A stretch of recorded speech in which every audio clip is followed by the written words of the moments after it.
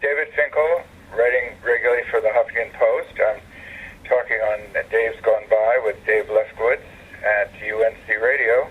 Here on the 10th annual Total Theater Tony Show on UNC Radio, we're going to another category, a big category, Best Revival of a Musical. And we got a big theater critic and writer to talk about that. He reviews for the Huffington Post. He also writes a bi-weekly column for the Clyde Fitch Report online, and he has written for the Village Voice on and offline since 1975. He's a member of the New York Drama Critics Circle, which means he is, in fact, a Tony voter. His name is David Finkle, and he's with us on the phone. Welcome, David. Hello, Dave. Good to talk to you.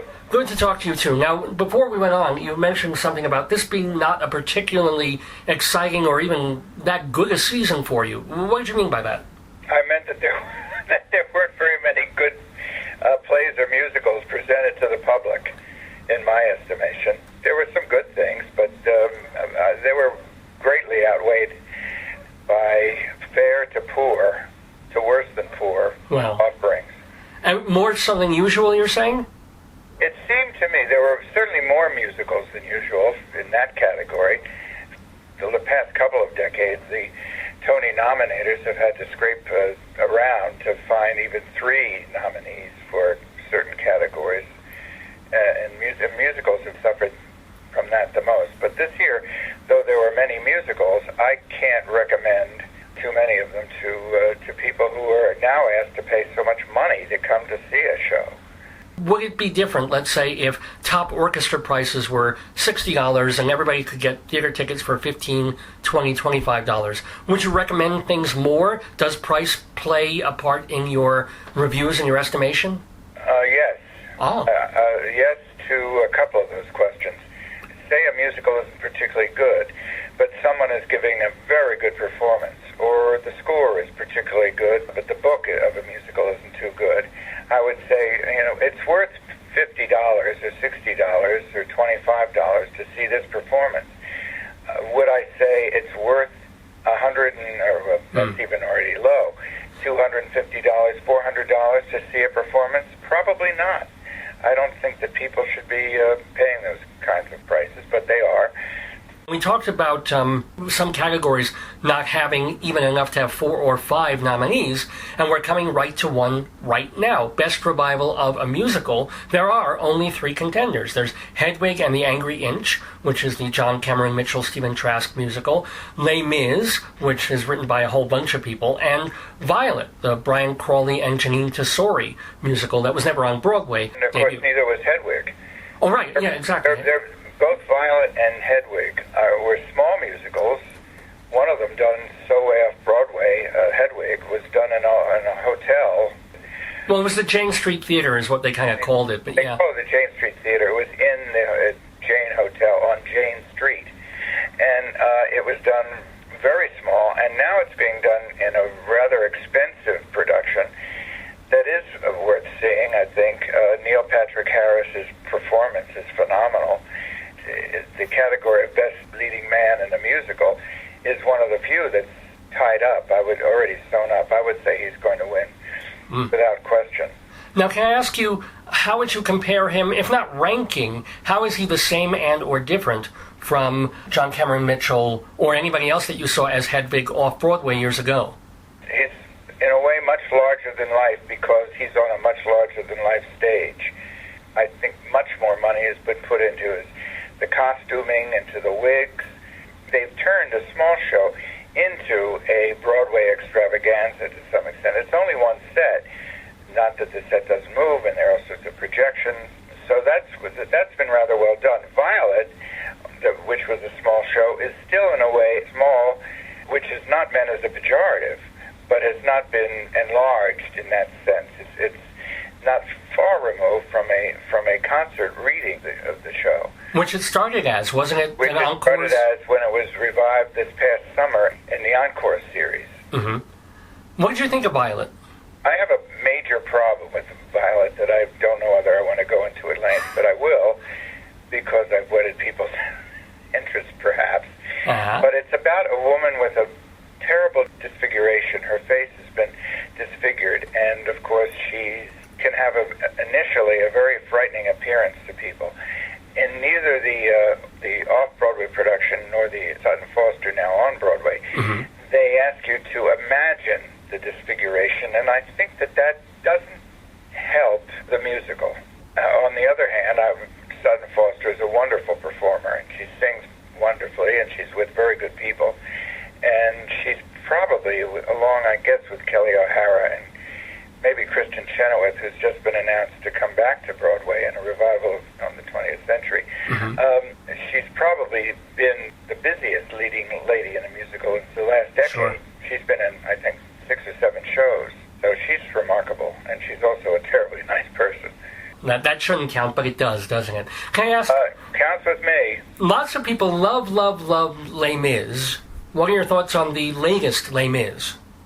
My thoughts on the latest Les Mis are, once again, they have redone it for the 21st century. I think it's well done. It's not a show that I've ever been particularly fond of. It's got some wonderful songs, but to me it's a Cliff Notes version of the Hugo novel. But it's, I think, well done. With projections, my favorite part was when Javert is chasing Jean Valjean through the Paris sewers, and the projections show the Paris sewers in a very cinematic way. Now, real quick question. Are you at all disappointed or annoyed that neither Cabaret nor the Audra McDonald vehicle, Lady Day at Emerson's Bar and Grill, got a nomination for Best Revival, since there would have been room? Well, Cabaret, which is to some extent a carbon copy of the previous Sam Mendes production, I'm not disappointed in that, and I also think that, unfortunately, Michelle Williams, who's quite a good actress and has proved herself on screen many times, simply is not good in Cabaret, and she's also, I think, very poorly cast. It's a bad idea, but Cabaret has another real problem, to my way of thinking. The Christopher Isherwood stories, Welcome to Berlin, and there's the one story called Sally Bowles, is about a talentless singer who has no talent. The minute you make a musical of Sally Bowles, you have to have somebody sing well, or it just doesn't. It becomes tough to hear a leading lady sing poorly, and so to me, it's built into it. But put that aside, because it is a musical and it has been wonderful. Liza Minnelli on screen was probably at this point the definitive Sally Bowles, and someone would have to be almost as good as that. And Natasha Richardson won a Tony for doing it, but I always thought that Natasha Richardson was far too intellectual of Sally Bowles. And probably the best Sally Bowles is the one who did it on Broadway, and in the movie, which was not a musical, was Julie Harris. Oh, wow. That was the right Sally Bowles. Real quick about Lady Day. I went into Lady Day thinking, why is Audra McDonald doing this? She's got a classically trained soprano. She's not going to sound like Billie Holiday. She has nothing like that voice. It's not the voice we know. And out she comes. She opens her mouth and instantly sounds exactly like Billie Holiday. Yes. Which I think surprised every one of us who review, and probably anybody who's ever been a fan of Billie Holiday and didn't expect this. She gives a remarkable performance. It's, to my way of thinking, the best performance by a female on Broadway this season. And maybe one of the top 2 or 3 performances. There were a lot of good performances from men and from women too, but then Tyne Daly's good, and Mark Rylance was remarkable in both of his Shakespeare production. But the thing about Lady Day at Emerson's Bar and Grill is that it's not a musical. It's a character. It's not a play either, really. It's a character study of a woman losing control of herself. Okay. During which she sings 15 songs associated with Billie Holiday, and sings them so beautifully, you just sit in your seat glowing from the performance. But it's not a musical, it's a play with music. It has more songs than Hedwig and the Angry Inch. It may. And double, almost, actually. Factually, it probably does. And I suppose it comes down to semantics in the way I'm talking about it. I know the producers want to think of it as a play with music, which is why Audra McDonald has been nominated in the category for Best Female Performance, not Best Female Performance in a Musical. And maybe they did that because she thought she had a better chance in that category. I don't know. You could be cynical and suspect that. But I would agree with them that it is a play with music, and therefore she should be nominated in the play category. I need to wrap up here with David Finkle. Just to be sure, are you predicting that Hedwig will win Best Revival? And I assume you want it to, of a musical. Well, that's your assumption. Okay. You know what? I'm not predicting that. I don't even know how I'm going to vote yet, because I have to think it over.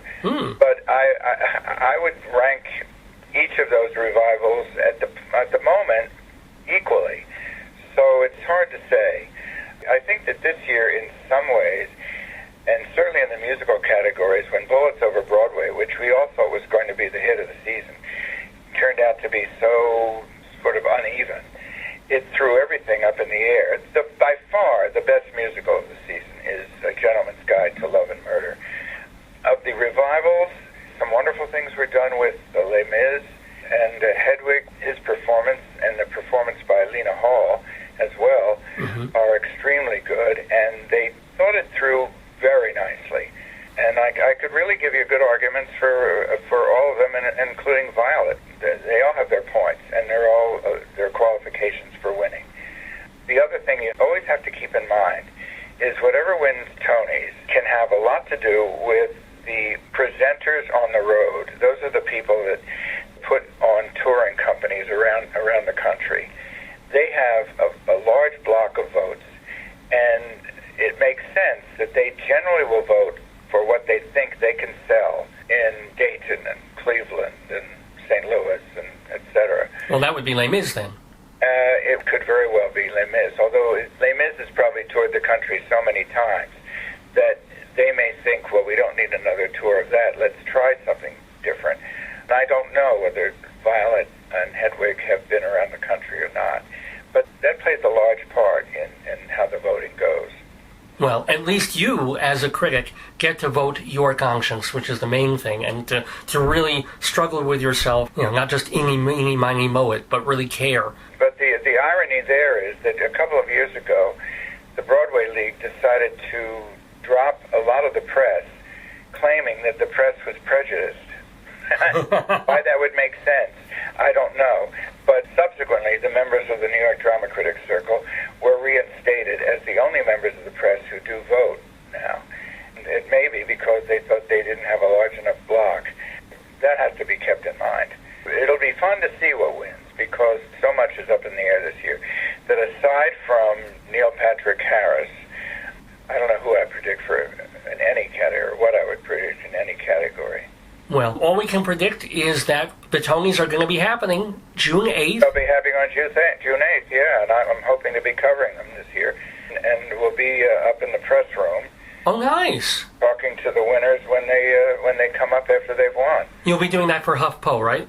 I will probably put it on the Huffington Post, although I might write about it in my column for the Clyde Fitch report, my column called The Aisle Seat, by the way. The aisle seat? Of course, I'm always sitting in an aisle seat. Well, that's one of the glories of being a critic. It is, and that way I can stretch my legs. Exactly. Well, thank you so much for stretching your voice and your mind and your legs with us here in the neighborhood on our Tony Show. Please, everybody, go read David Finkle at the Clyde Fitch Report, at Huffington Post, at the Village Voice, and look for him on the aisle. Thank you, David, for being with us. Thank you, Dave. Great to talk to you. You too. Bye for now.